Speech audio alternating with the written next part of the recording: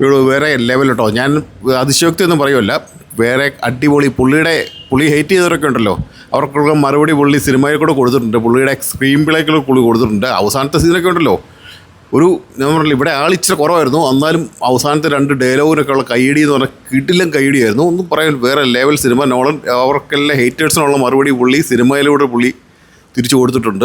കിടിലം പടം കേട്ടോ. എന്തായാലും മസ്റ്റ് വാച്ച് ആണ്. എനിക്ക് ഐമാക്സിൽ കാണാൻ പറ്റിയ 2 ആഴ്ച കഴിഞ്ഞ് ഐമാക്സിൽ വീണ്ടും ഒന്നുകൂടെ കാണും.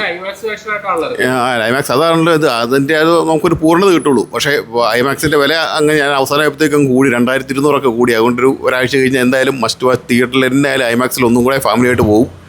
കിടിലുണ്ടോ, നോളം കലക്കി. ഒന്നുമില്ല, വേറെ ഏത് കുടുംബം ഒന്നും കാണുന്ന എ സർട്ടിഫിക്കറ്റ് ആണെന്ന് നിങ്ങൾ വിചാരിക്കേണ്ട ഒന്നുമില്ല. അതിൻ്റെ ആ യുദ്ധത്തിൻ്റെ 2 സീനിലേക്ക് കൊടുത്തിട്ടുള്ളൂ. വലിയ CG വർക്കൊന്നും ഇല്ലാതെ പുള്ളിയുടെ കഴിവ് കാണിച്ചത് പുള്ളിയുടെ സ്ക്രീൻ പ്ലേയിലാണ്. അടിപൊളി. അല്ല ഓവർ CG ഒന്നുമല്ല, അതാണ് എൻ്റെ പുള്ളിയുടെ കഴിവ്. നമ്മളൊരു മലയാള സിനിമ ഉണ്ട്, ഉറുമി എന്ന് പറഞ്ഞ പടം. ഉറുമിയിൽ അങ്ങനെയൊന്നും കാണിക്കുന്നില്ല. വലിയ രാജകൊട്ടാരോ മറ്റേ വലിയ ഡ്രസ്സിങ്ങോ കോസ്റ്റ്യൂമോ അങ്ങനെയുള്ളതൊന്നുമില്ല. അതുപോലെയാണ് പുള്ളി ആ ഇത് വർക്ക് ചെയ്തിരിക്കുന്നത് കേട്ടോ.